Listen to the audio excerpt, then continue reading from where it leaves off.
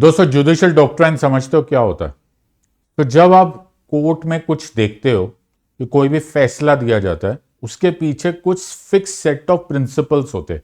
जैसे आप फिजिक्स में कुछ भी यूज करते हो कि आपने बॉल ऊपर फेंकी, वो अपने आप नीचे आती है, तो उसमें लॉज ऑफ ग्रेविटी लगता है।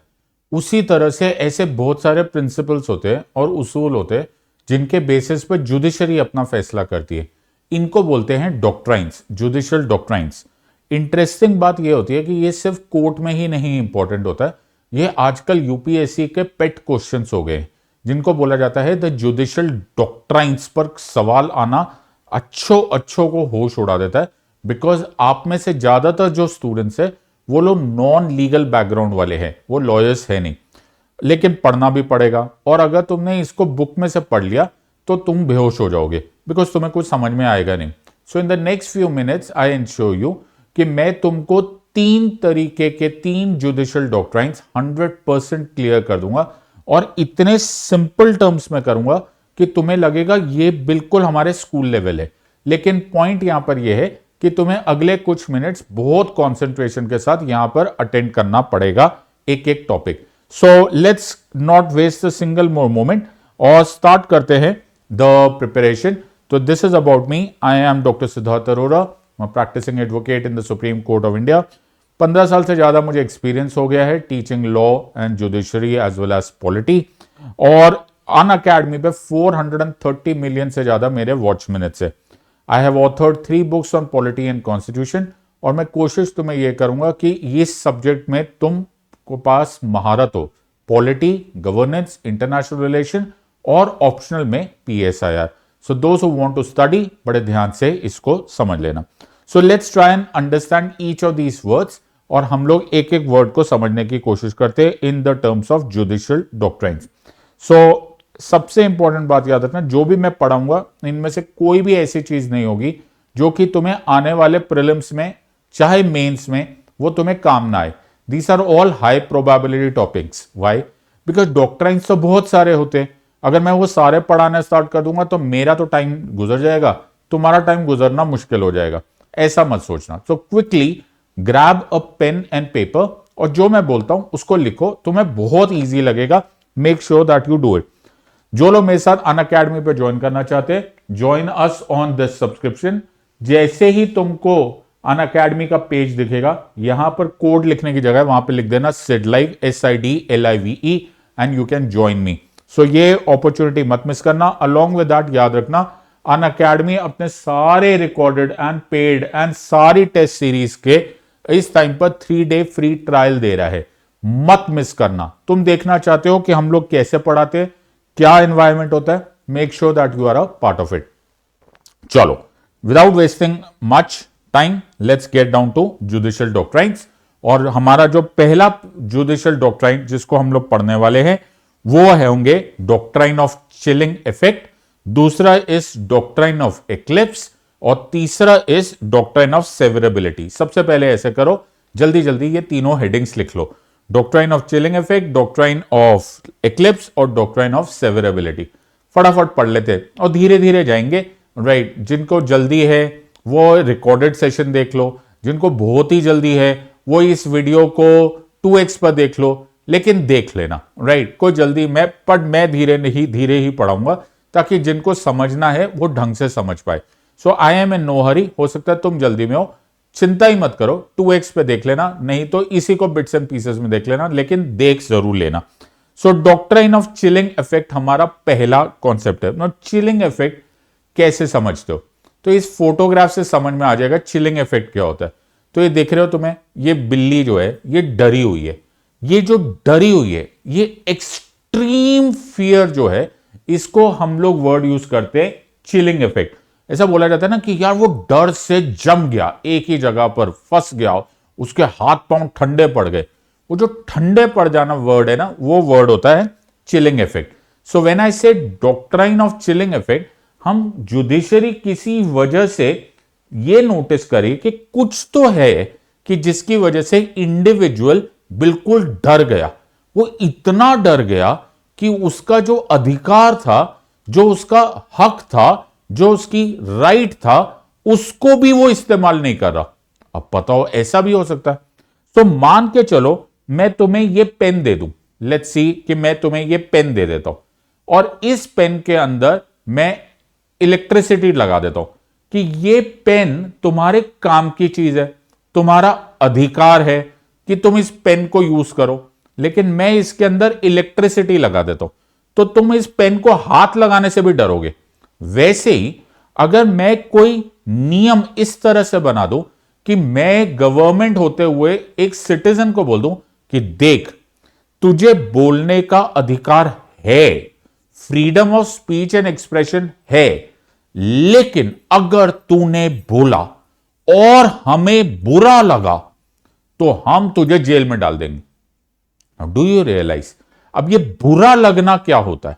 There is no definition of the word बुरा लगना। कभी कभी हम कुछ भी बोले होते हैं और उसको बुरा सामने वाले को लग जाता है, तो हमारे घरों में ये बड़ी परेशानी होती है। हम बोलते हैं मैंने तो कुछ भी नहीं बोला था, आपको फिजूल में बुरा लग गया, मेरा तो मतलब ये नहीं था।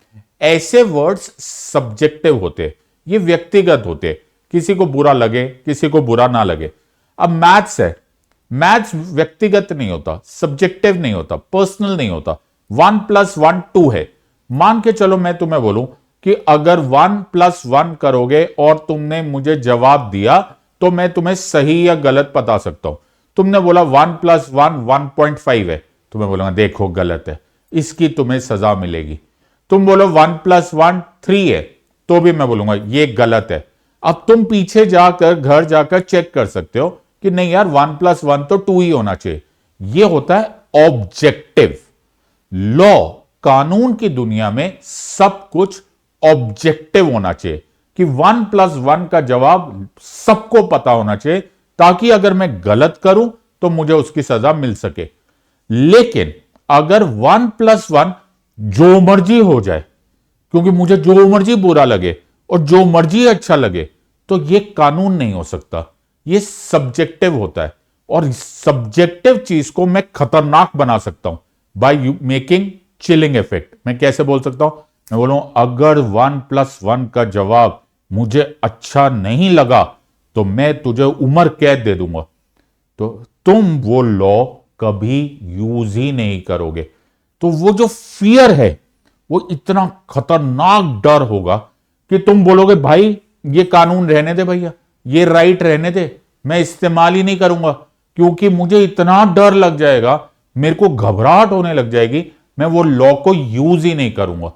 This is called as chilling effect.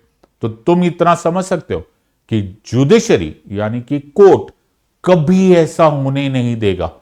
अगर जुडिशरी को ऐसा लगे कि कुछ ऐसे नियम बना दिए गए हैं, कुछ ऐसे कानून बना दिए गए हैं जिससे कि तुम अगर उसको इस्तेमाल करने से भी डरने लग गए हो, जुडिशरी उस नियम उस कानून को नल एंड वॉइड यानी कि खारिज डिक्लेयर कर देगा।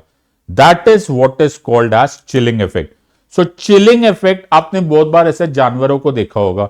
अगर आप कभी किसी नेशनल पार्क के रास्ते से जा रहे हो या कहीं पर जहां पर जानवर आ जाता है सामने, वो बेचारे जानवर है ना, वो घबरा जाते हैं जब तुम्हारी स्पीड में गाड़ी जा रही होती है।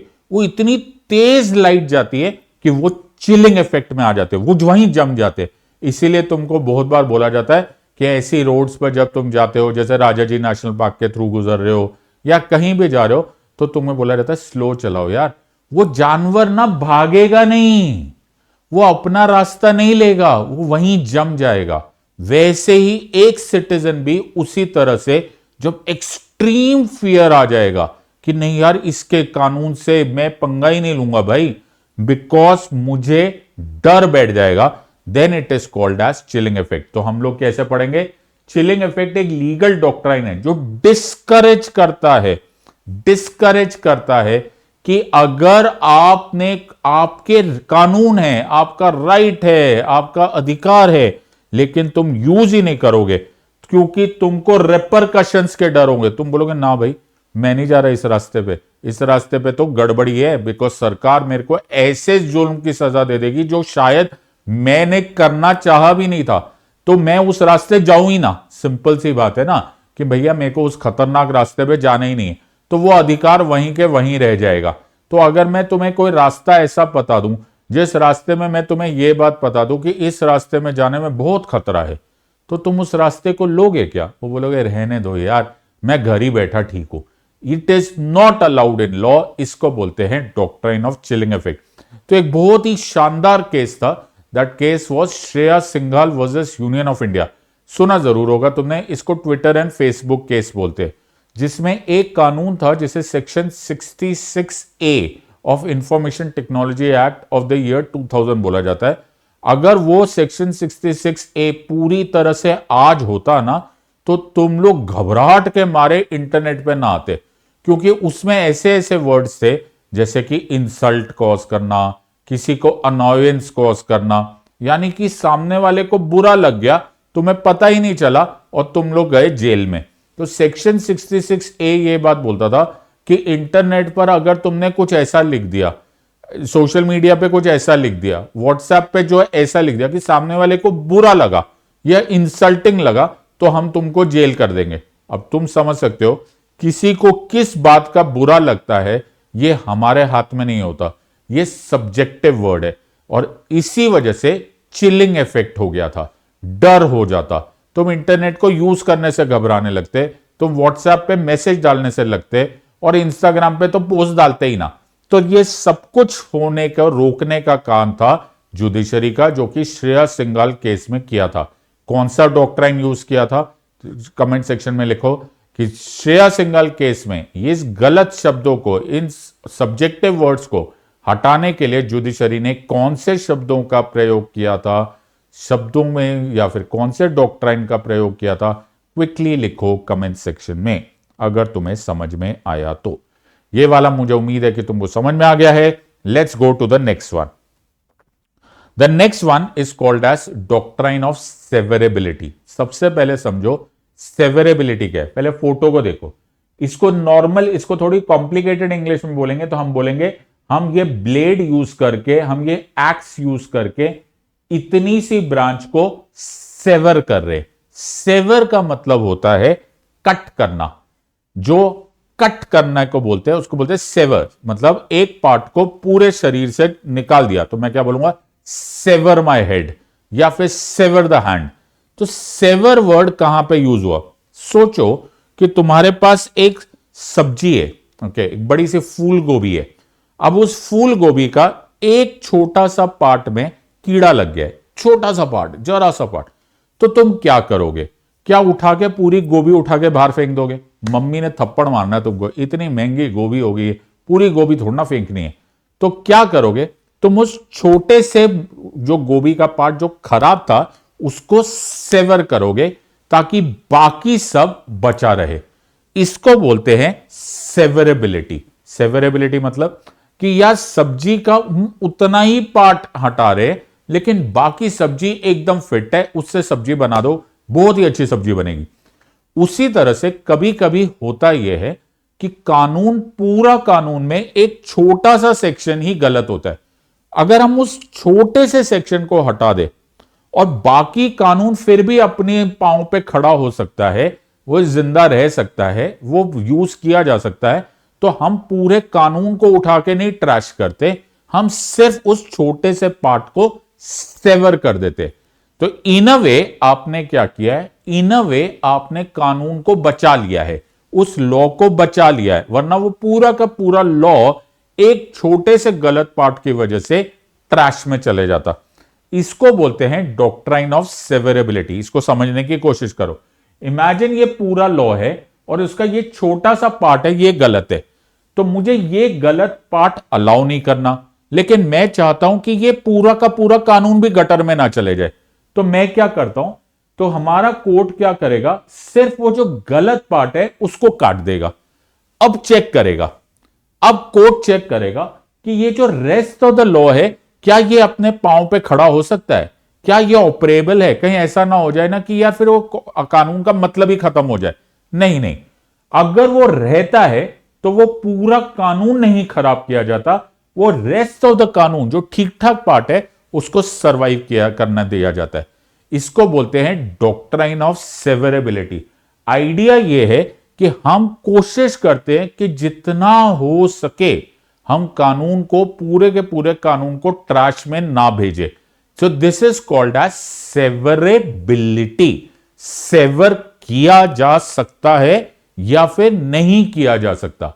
किया जा सकता है तो करो, अगर रेस्ट ऑफ द लॉ बचे। So this is called as severability. ये भी बहुत सारा, अभी अभी मैंने जो तुम्हें केस बताया, Shreya Singhal versus union of India case, Shreya Singhal versus union of India case में भी सेवरेबिलिटी यूज हुई थी।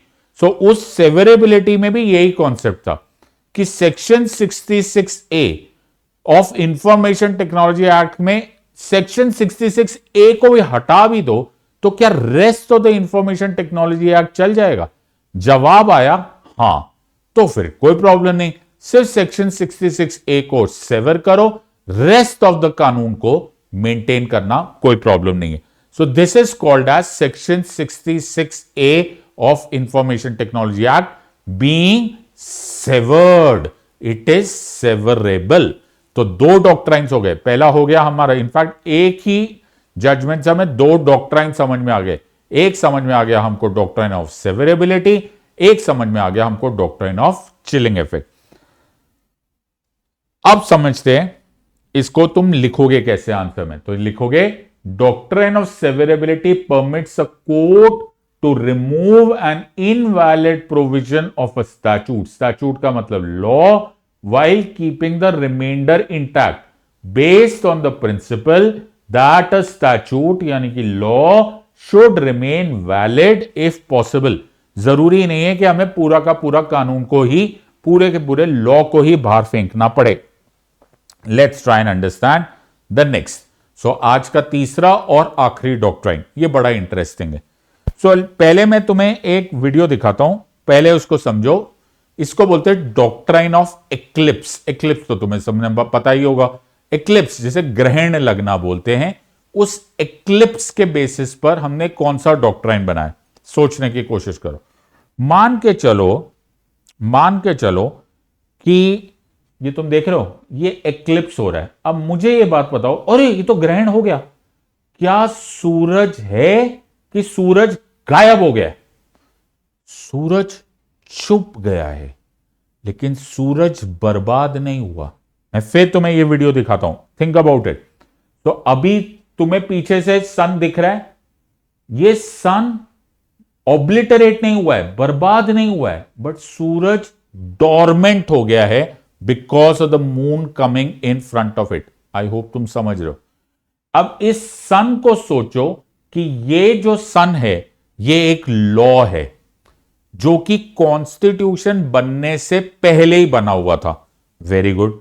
तो उससे पहले ये लॉ ये बड़ा एक्टिव चल रहा था, लेकिन सडनली इसके सामने एक फंडामेंटल राइट आ गया जो कि 1950 में बना, यानी कि कॉन्स्टिट्यूशन आने के बाद बना। कुछ तो उस लॉ में था जो कि इस फंडामेंटल राइट के खिलाफ था। ये फंडामेंटल राइट उसको होने नहीं देगा। Let me give you an example. तो सपोज मैं तुम्हें राइट टू प्रोफेशन बताऊं, जो कि article 19 sub clause 1 sub clause जी में है। जब article 19 sub clause 1 sub clause जी में राइट टू प्रोफेशन बना था, तो उसमें यही लिखा था कि कोई भी सिटीजन, कोई भी ऑक्यूपेशन, कोई भी ट्रेड, कोई भी बिजनेस कर सकता है। लेकिन अचानक, now you have to understand this, right, occupation, trade और बिजनेस कर सकता है कोई भी, राइट। लेकिन अचानक समझ में आया कि 1947 यानी कि इस फंडामेंटल राइट के आने से 3 साल पहले एक लॉ था, जो लॉ यह बात बोलता था कि कुछ प्रोफेशंस तुम कर ही नहीं सकते, वो केवल सरकार बन कर सकती है, केवल सरकार के पास मोनोपोली है। तो ये लॉ बोलते थे CP and Berar motor vehicles act. अब सुनो मेरी बात, तो अब फिर से समझने की कोशिश करते, ठीक है। तो ये वो जो सूरज है, ये वो लॉ है जो बोलता है कि तुम कुछ काम कर नहीं सकते, और अचानक सामने एक फंडामेंटल राइट आता है जो बोलता है ऐसा कोई काम ही नहीं है जिसको तुम मना कर सकते हो। तो थोड़ी देर के लिए वो जो पुराना लॉ है वो मेरे फंडामेंटल राइट के ऊपर भारी पड़ रहा है। क्या ये अलाउड है? ये बिल्कुल अलाउड नहीं है।